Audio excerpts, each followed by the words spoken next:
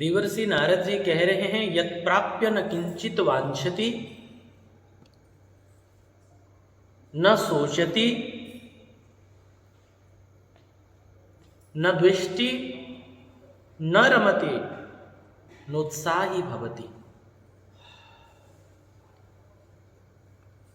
कल कुछ समय हम लोगों ने इसी सूत्र का स्मरण किया। जिस भगवान के प्रेम स्वरूपा प्रेम लक्षणा भक्ति को प्राप्त कर लेने पर मनुष्य न किसी वस्तु की इच्छा करता है न उसकी नष्ट हो जाने पर शोक करता है, किसी वस्तु की इच्छा नहीं करता है। राम जी की इच्छा से जो होता है उसको स्वीकार करता है, वो स्वयं इच्छा नहीं करता, प्रभु की इच्छा में अपनी इच्छा को मिला देता है।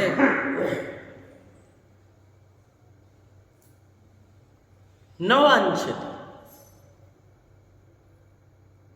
और जब चाहता कुछ नहीं है तो फिर संसार के भोग्य वस्तु आदि का नष्ट हो जाने पर शोक भी नहीं करता।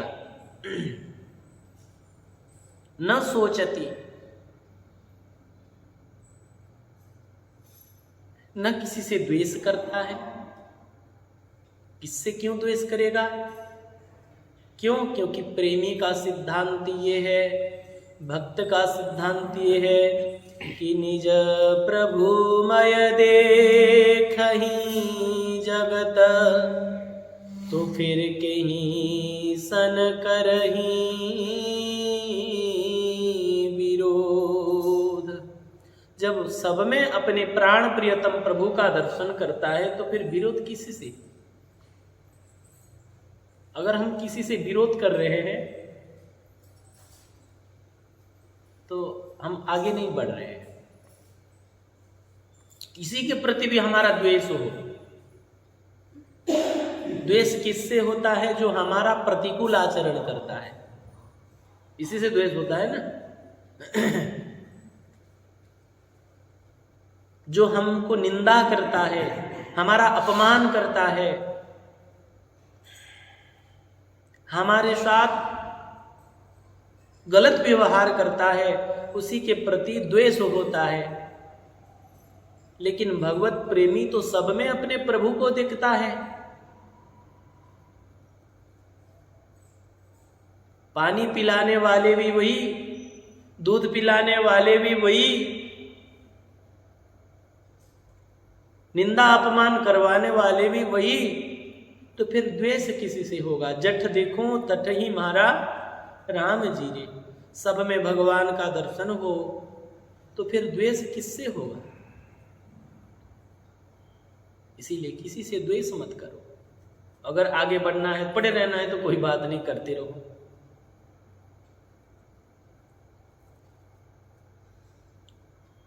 इसीलिए द्वेष किसी से नहीं। हाँ, जिसके संग में, जिसके पास जाने से विरोध भावना बढ़ रहा है, उससे दूर रह सकते, दूर रहना चाहिए भी। ये शंकर भगवान के सिद्धांत है। जहां विरोध हो वहां नहीं जाना चाहिए, जहां मनोमालिन्यता हो, जहां जाने से और कलह क्लेश बढ़ने की संभावना हो, ऐसी जगह को जाना नहीं चाहिए। ऐसे व्यक्तियों से दूर अवश्य रहना चाहिए, लेकिन द्वेष नहीं करना चाहिए। क्यों? क्योंकि प्रतिकूल व्यवहार करने वाला भी हमारे प्रभु ही है। हमारा परीक्षा लेने के लिए ऐसा लीला कर रहे हैं। इसलिए उनसे द्वेष मत करो, उनसे दूर रहे, अपने भजन में लगो। सब में भगवान है, सब भगवान ही हैं। तो ये नहीं कि जो लोग दुराचारी प्रवृत्ति के हैं, पापाचारी भ्रष्टाचारी हैं, ऐसे लोगों, उसमें भी भगवान हैं। लेकिन उनका संग नहीं करना है। देखिए, एक है ज्ञान का विषय, एक है ध्यान का विषय।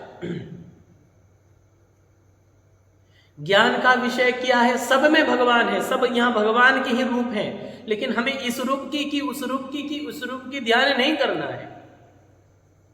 इनके या इनके संग नहीं करना है। ये भी भगवान है, ये भी भगवान है, वो भी भगवान है, ये भी भगवान है, लेकिन हमें सभी भगवान का संग नहीं करना है। किस भगवान का संग करना है? बोले उसी भगवान का संग करना है जिसके संग से भगवान के चरणों में प्रेम उपजे। बाकी भगवानों से, बाकी सब है भगवान, लेकिन उनका संग नहीं करना है।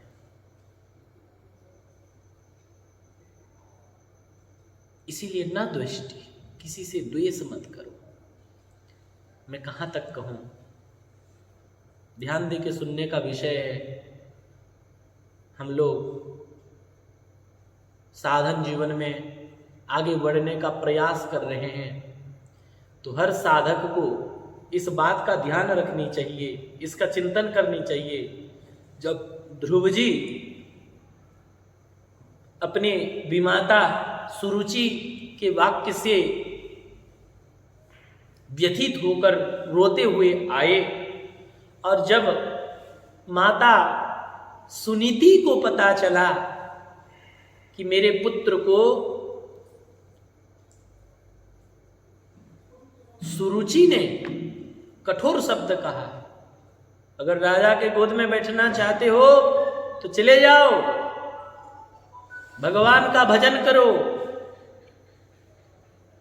भगवान प्रसन्न होकर दर्शन देंगे, तो यही वर मांगना कि मेरा जन्म सुरुचि के गर्भ से हो, और मेरे गर्भ से जन्म होने के बाद फिर तुम्हें राजा की गोद में बैठने का अवसर मिलेगा। इस वाक्य से दुखी होकर ध्रुव जी रोते हुए आए, और जब सुनीति जी को पता चला तो सुनीति जी ने समझाया, बेटा मां सच ही कह रही है, तुम जाओ भगवान का भजन करो, लेकिन एक बात याद रखना, एक बात सुरुचि ने गलत कहा।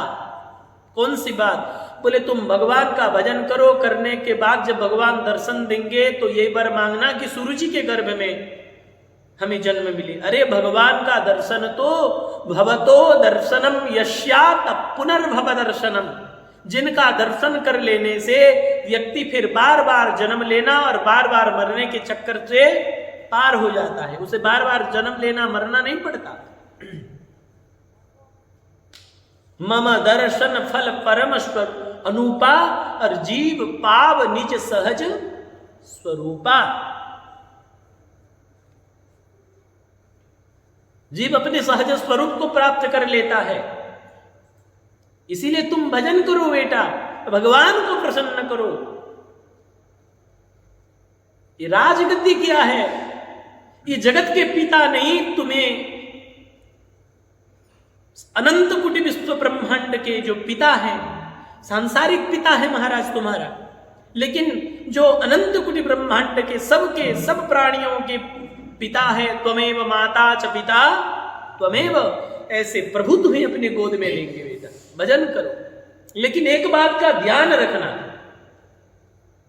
सुनीति माता ने ध्रुव जी को भजन करने का उपदेश दिया। बोले जाओ बेटा भजन करो, लेकिन एक बात का ध्यान रखना, अगर जिस माता सुरुचि ने तुमको कटु शब्द कहा, कठोर शब्द कहा, अपमानित किया, दुखी किया, क्लेश दिया, दुख दिया, अगर तुम उसी सुरुचि माता के प्रति तुम्हारे मन में थोड़ा सा भी द्वेष है, तो तुम्हारा भजन सफल नहीं होगा, तुम्हारा भजन सफल नहीं होगा। अगर भगवान को पाना चाहते हो, अगर प्रभु से प्रेम बढ़ाना चाहते हो, तो प्रभु को प्राप्त करना चाहते हो, तो सुरुचि माता के प्रति द्वेष मन में मत रखना, तुम अपने भजन में लगे रहो। वास्तविक ये सूत्र है, न दुष्टि। जो भगवत प्रेम को प्राप्त कर लेता है वो किसी से द्वेष नहीं करता है, जो भी होता है उसको भगवत इच्छा समझकर बड़े आनंद से रहता है। हम लोगों को लगता है कि अमुक वस्तु नहीं है, अमुक वस्तु हो जाए तो हम सुखी हो जाएंगे, भजन कर पाएंगे, ऐसा लगता है कि अभी थोड़ा असुविधा है और सुविधा हो जाने से हम भजन करेंगे। मान लीजिए छोटा सा घर है, बड़ा घर कर लेंगे, स्वतंत्र सुविधा हो जाएगा तो बढ़िया से भजन पूजन होगा। ऐसी बात नहीं है, ऐसी बात नहीं है। बढ़िया एकांत सुविधा युक्त घर हो जाएगा तो फिर व्यक्ति सोने लग जाएगा और प्रपंच में फंस सकता है। इसीलिए हमको भगवान जहां जैसे जिस परिस्थिति में रखे हैं वहां रहते हुए हमको प्रभु को भजन करना है, प्रभु से प्रेम बढ़ाना है।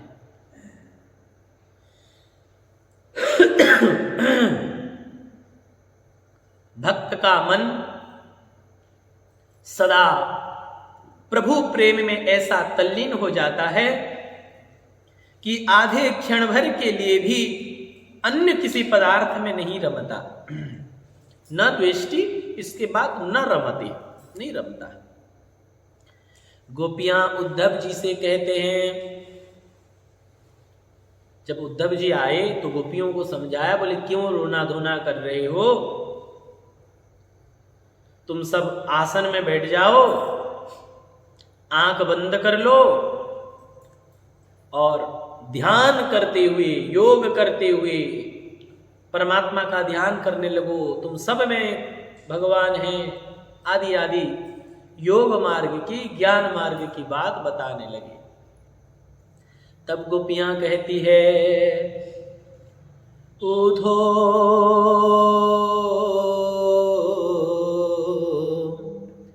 मनन भये दसवी,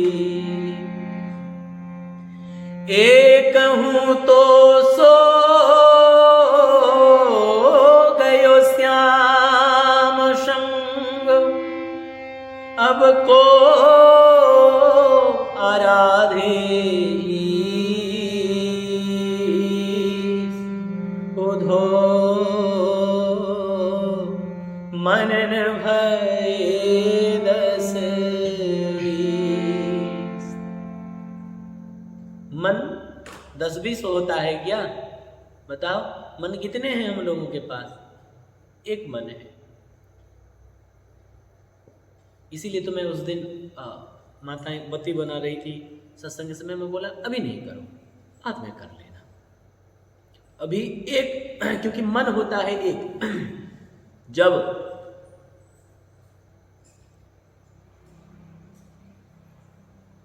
श्री हरिराम व्यास जी को शंकर भगवान साधु रूप में यथार्थ ज्ञान प्रदान किए तो वृंदावन आ गए। वृंदावन श्री हित हरिवंश चंद्रजू महाप्रभु के निकट आए, गुरुदेव के निकट आए। उस समय श्री हरिवंश महाप्रभु ठाकुर जी के रसोई बना रहे थे। ठाकुर जी के रसोई बना रहे थे। पात्र चूल्हा में चढ़ा चुके थे और जब ये आए और कुछ जिज्ञासा किए, भगवत भक्ति संबंधित प्रश्न किए, तो हरिवंश महाप्रभु ने चूल्हा से उस पात्र को उतार दिया और बोले अब पूछो। तब हरिराम व्यास जी ने कहा, महाप्रभु मुझे विस्मरण हो रहा है, या तो हरिराम व्यास जी या तो हित सेवक जी महाराज हैं। सेवक जी महाराज होंगे, उनके एक शिष्य। जब गए और प्रश्न किए तो चूल्हा से उतार दिए, बोले अब पूछो। हाँ नहीं, हरिराम व्यास जी ही हैं, सेवक जी तो बाद में दर्शन में ही श्री हरिराम व्यास जी हैं। श्री हरिराम व्यास जी ने प्रश्न किया, बोले महाप्रभु आप रसोई भी कर सकते थे और उसके साथ साथ मेरा प्रश्नों का जवाब भी दे सकते थे, आपने चूल्हा से उतार क्यों दिया? आपने, हम लोग रसोई भी करते रहते हैं, बातचीत भी करते रहते हैं। जैसे हम लोग सत्संग में बैठे ना, कीर्तन में बैठे, तो आग्रह है कोई असुविधा ना हो तो मोबाइल को बंद कर देना चाहिए 1 घंटा के लिए, 1.5 घंटा, जो भी अपने जितना देर बैठे। उस समय मन को समाहित करें प्रभु की कथा में, चरित्र में, भक्ति में, प्रेम में। श्री महाप्रभु बोले, हरिवंश महाप्रभु बोले कि हे हरिराम व्यास जी,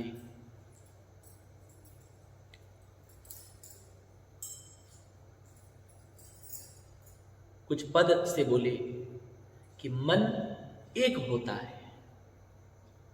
चर्चा में बैठे हैं तो चर्चा करें, बिल्कुल चर्चा करें।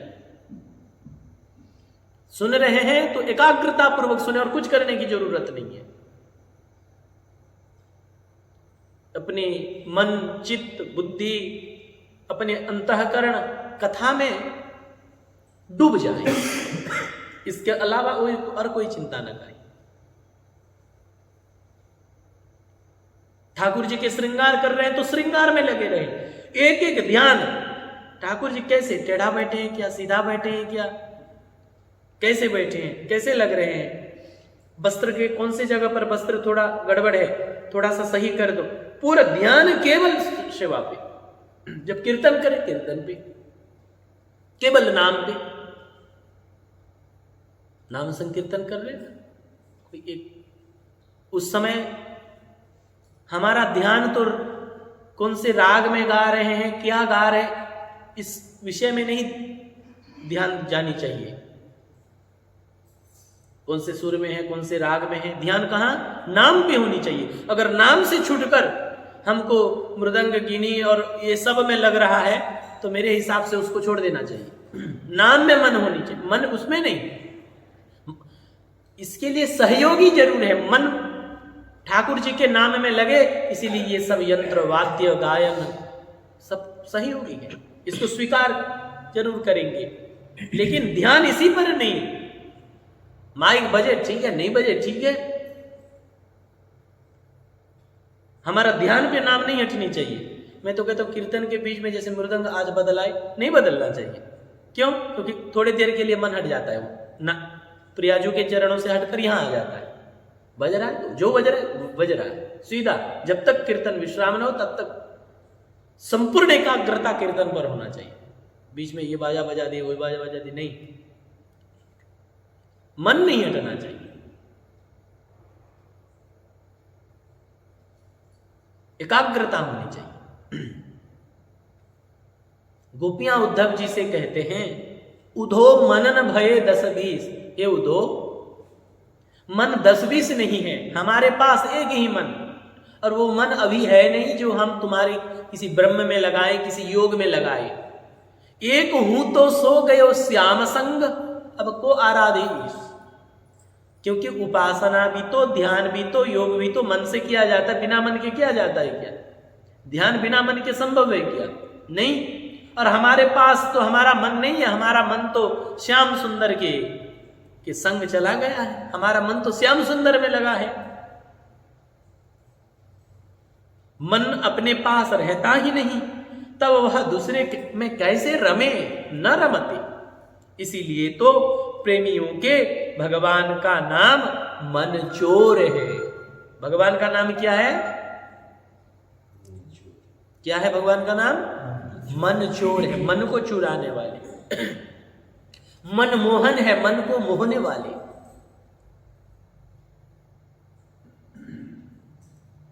प्रेमी जन गाते हैं, मधुकर श्याम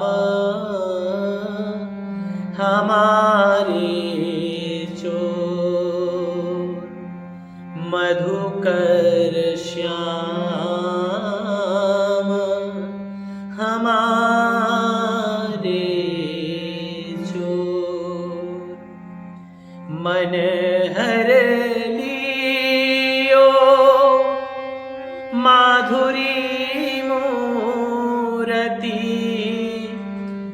मन हर लियो माधुरी मूर्ति निरखन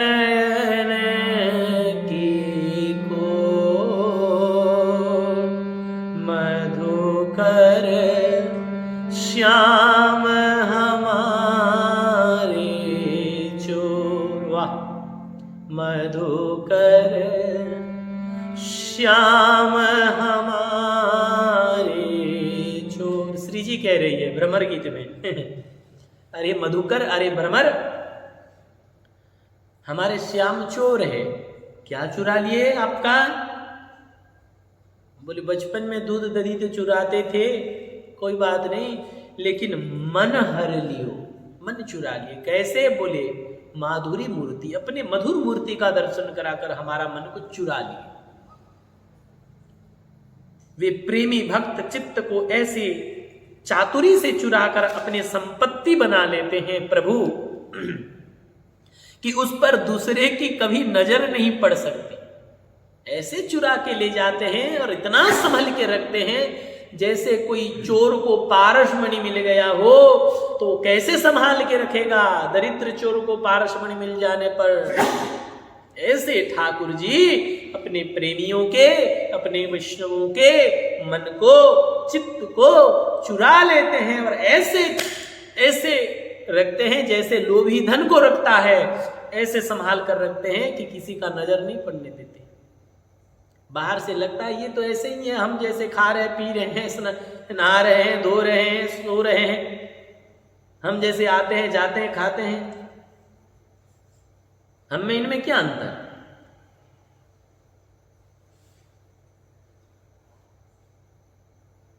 ठाकुर जी छिपा के रखते हैं, संभल के रखते हैं अपने प्रेमियों को।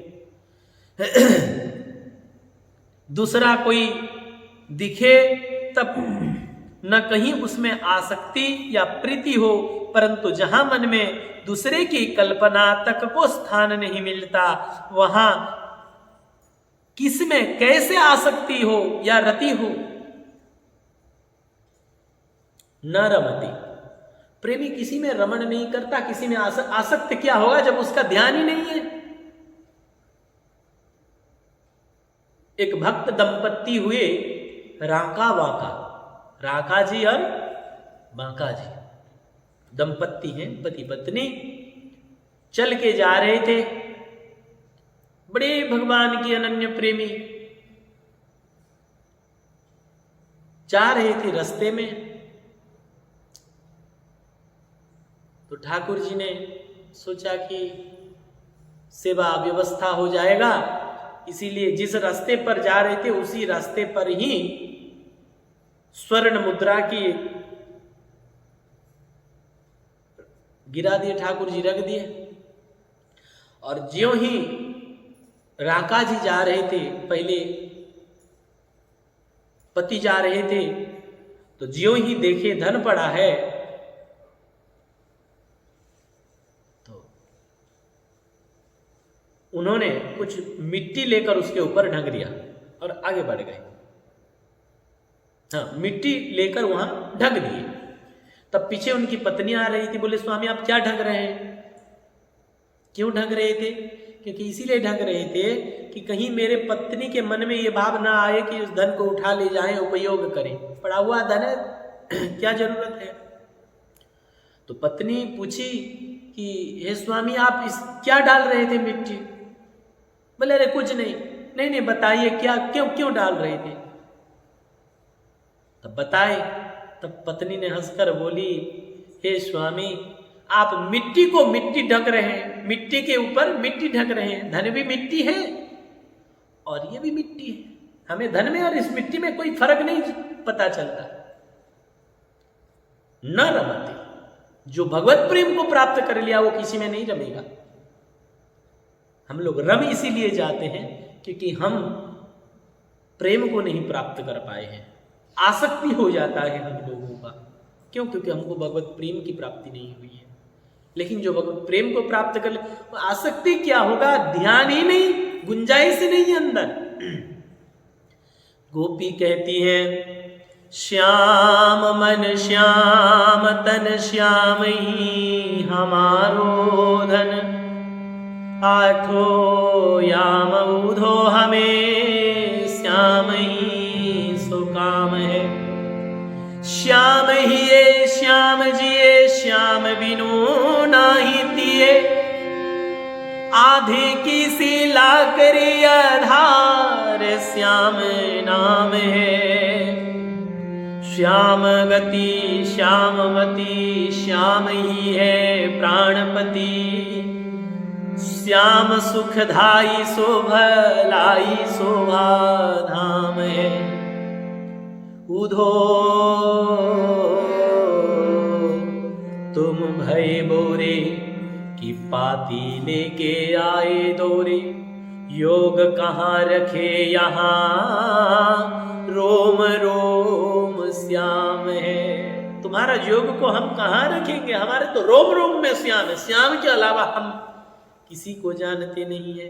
जब एक प्रियतम श्री कृष्ण को छोड़कर दूसरे का मन में प्रवेश ही निषिद्ध है, तब दूसरे किसी की प्राप्ति के लिए उत्साह तो हो ही कैसे सकता है। नुत्साही भवती, जब किसी में रमता नहीं, आसक्ति नहीं, मन में श्री कृष्ण के अलावा किसी का प्रवेश ही नहीं, तो फिर और किसी वस्तु की प्राप्ति के प्रति उत्साह कहां से होगा। हमको कुछ खाने पीने का मन कब होता है, जब हम खाए नहीं रहते हैं? और इतना खवा दिया जाए, इतना खवा दिया जाए,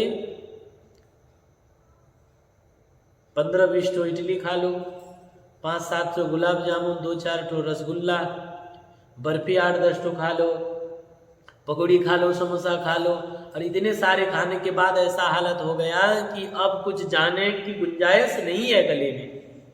तब आपको कहीं और फिर भोजन दिखे तो उत्साह होगा खाने के लिए। अगर महाराज कोई खाने का नाम लेगा तो उल्टी होती है, फिर बोले बस बस करो और हमें नहीं चाहिए। बहुत लोग रसगुल्ला को बहुत प्रेम से खाते हैं, लेकिन 10 खा लेगा, 20 खा लेगा, 30 खा लेगा, कितना खाएगा। लेकिन खाते खाते एक समय ऐसा आएगा कि कहेगा कि रसगुल्ला दिखने से मुझे उल्टी हो जाएगा, अब निकालो, भगा फेंको इसको, और किसी को हमको हमारे पास मत लाओ। जब श्याम सुंदर के अलावा और कहीं भी किसी प्रकार का और किसी का गुंजाइश नहीं है, तो फिर और किसी वस्तु की प्राप्ति के लिए उत्साह कहां होगा मन में।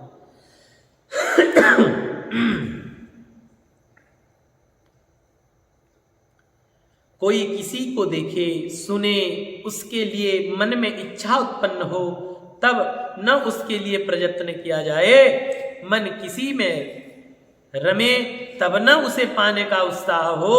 मन तो पहले से ही किसी एक का हो गया है, उसने मन अपना पूरा अधिकार जमा लिया है मन पर, और स्वयं उसमें आकर सदा के लिए बस गया है। दूसरे किसी के लिए कोई गुंजाइश ही नहीं रह गई। देखो, जब तक कोई कन्या का विवाह नहीं हुआ है, किसी लड़की का शादी नहीं हुआ है, बहुत सारे फोटो आता है देखने के लिए, ये लड़का वो लड़की दिखती है। लेकिन जिस दिन किसी लड़का के साथ उसका, किसी पुरुष के साथ उसका विवाह हो जाता है, फिर और किसी तय हो गया कि यही मेरे पति, सब तय हो गया, विवाह का तैयारी हो गया, फिर और किसी पुरुष का छवि देखेगी, देखने से उसको व्यभिचारिणी कहा जाएगा। जैसे पतिव्रता स्त्री, जैसे सती साध्वी नारी अपने पति के अलावा और किसी को कभी झांकती नहीं है, गुंजाइश नहीं है किसी पुरुष का चिंतन, दर्शन, ध्यान, कुछ भी। इसी प्रकार जो प्रेम को प्राप्त कर लिए, उसको भगवान के अलावा, भगवत प्रेम के अलावा और किसी भी वस्तु की जरूरत नहीं है। उत्साह ही नहीं है, गुंजाइश ही नहीं रह जाती। यदि कोई आता भी है तो उसे दूर से लौट जाना पड़ता है। दूर से लौट जाना पड़ता है। क्या करें, जगह ही नहीं है। रोम रोम हरि रमि रहे, रही न तन को ठोर। रोम रोम पे प्रभु रमे रहते हैं, उसका कोई ठोर नहीं और कोई जगह नहीं। नेत्र विचारे मन की अनुमति के बिना किसको देखें। जब कोई कहीं दिखता ही नहीं, तब उसको पाने के उत्साह की बात ही नहीं रह जाती। जो श्री राधा रमण के रूप माधुरी में, जो अपने प्राण प्रियतम प्रभु के रूप माधुरी को देखकर मोहित हो गया, फिर और संसार के किसी रूप में कैसे मोहित हो सकता है, कैसे आसक्त हो सकता है।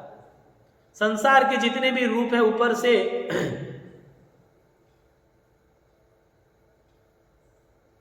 सुंदर रूप देख के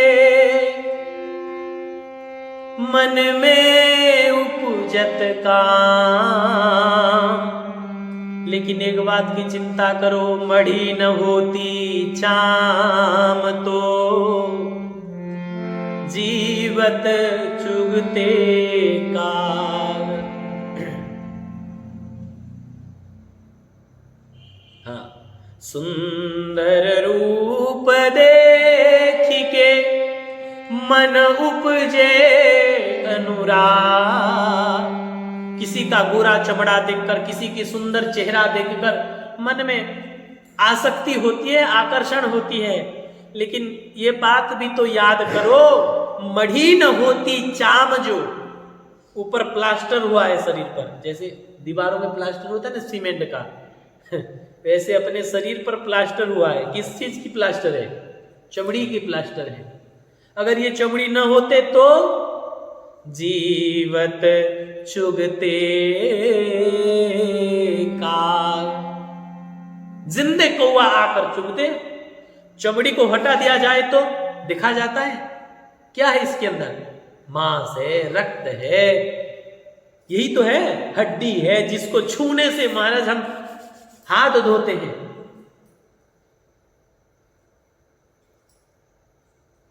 शौच होते हैं, स्नान करते हैं। ये शरीर के अंदर क्या है? मल है, मूत्र है, रक्त है, कफ है। कुछ अच्छा चीज है शरीर के भीतर? कुछ अच्छा है? नहीं है। इसीलिए जो ठाकुर जी के रूप में आसक्त हो गया, वो कभी भी किसी मलमूत्र के भांड में आसक्त नहीं होगा। तो जब आसक्त नहीं होगा, आकर्षण नहीं होगा, तो उस वस्तु को देखेगा नहीं। जब देखेगा नहीं तो फिर मन में उत्साह कहां से होगा? दूसरी बात यह है कि उत्साह होता है मनुष्य को किसी सुख की इच्छा से। बहुत ध्यान से भक्ति सूत्रों की श्रवण करें। उत्साह कहां होता है? बोले जहां से सुख मिलता है। जब समस्त सुखों का खजाना ही अपने पास है तो क्षुद्र सुख के लिए उत्साह कैसे होगा बताओ? जब सारे सुखों की सागर समुद्र प्रभु हमारे, जो आनंद सिंधु कर राशि सी करते त्रयी लोक सुबासी, सो सुख धाम राम यस नामा, अखिल लोकदायक विश्रामा, सो सुख धाम। भगवान के नाम सुखों की धाम है। जिंदगी में हम लोगों ने बहुत काम किए, अब बताइए जितना भी किए क्या सुखी बन गए? क्या हम लोगों का दुख का अंत हो गया? दुख खत्म हो गया? हृदय से सुखी हैं तो प्रश्न करो अपने आप से, हम सुखी हो गए? नहीं हो पाए। क्यों नहीं हो पाए? क्योंकि जहां सुख है हम वहां कभी पकड़े ही नहीं, उधर गए ही नहीं। संसार की तरफ गए, संसार तो दुखालयम अशाश्वतम, भगवान श्री कृष्ण कह रहे हैं गीता जी में, संसार तो दुखों का खान है, दुखों की आलय है, घर है, वहां कहां सुख मिलेगा? सुख कहां है? प्रभु के चरणों में है, प्रभु के प्रेम में है, प्रभु की भक्ति में है, प्रभु की नाम रूप लीला धाम में है, प्रभु के भक्तों के संग में है। इसीलिए जो भगवत प्रेम रूपी समुद्र में डूब रहा है उसे क्षुद्र सुख में उत्साह कैसे होगा? इसीलिए प्रेमोत्साह के पुतले भगवत प्रेमी पुरुष में लौकिक कार्यों के प्रति, विषयों के प्रति कोई भी उत्साह नहीं देखा जाता। भगवान स्वयं कहते हैं, यो न हृष्यति न द्वेष्टि न शोचति न कांक्षति शुभाशुभ परित्यागी भक्तिमान यः स मे प्रिय। जो न कभी हर्षित होता है। हम लोगों का हालत क्या है? थोड़ा सा कुछ मिल गया, लाभ हो गया तो हम तो फिर बहुत खुश हो जाते हैं, नाचने लग जाते, बड़े गदगद हो जाते, बहुत बढ़िया बहुत बढ़िया। और थोड़ा सा कुछ घाटा हो जाने से फिर रोने लग जाते हैं, थोड़ा सा कोई नुकसान होने से रोने लग जाते हैं। भक्त ना हर्षित होता है ना रोता है, रोता तो प्रभु के प्रेम में है। न द्वेष करता है, न द्वेष्टि, न यो न हृष्यति न द्वेष्टि, द्वेष नहीं करता किसी से, न सोचती, शोक नहीं करता,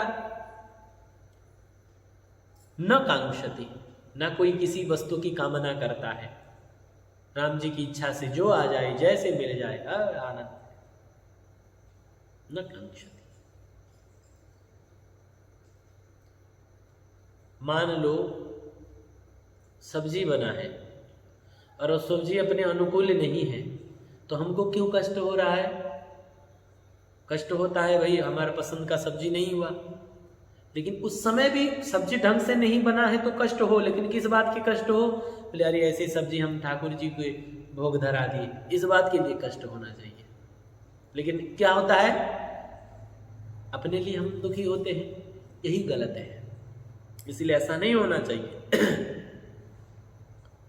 न शोक करता है, न कोई चीज की कामना करता है, तथा जो शुभ अशुभ सबका त्यागी है वह भक्तिमान पुरुष मुझको बहुत प्रिय है। भगवान कह रहे हैं कि जो अनन्य भाव से मैं जैसे रखूं वैसे रहता है, प्रसन्न रहता है, मेरे शरणागत होकर मेरे भजन करते हुए रहता है, ना गदगद होता है, न किसी से द्वेष करता है, न शोक करता है, न किसी चीज की कामना करता है, शुभाशुभ सबका त्याग कर केवल भगवत प्रेम में डूबा रहता है, ऐसे वक्त मुझे प्राणों से भी प्रिय है। आज समय हो चुका है, कल फिर हम लोग ये 6 नंबर सूत्र की व्याख्या चर्चा कल करेंगे। आज की वाणी को यहाँ प्रभु चरणों में समर्पित करते हैं। गोविंद जय जय गोपाल जय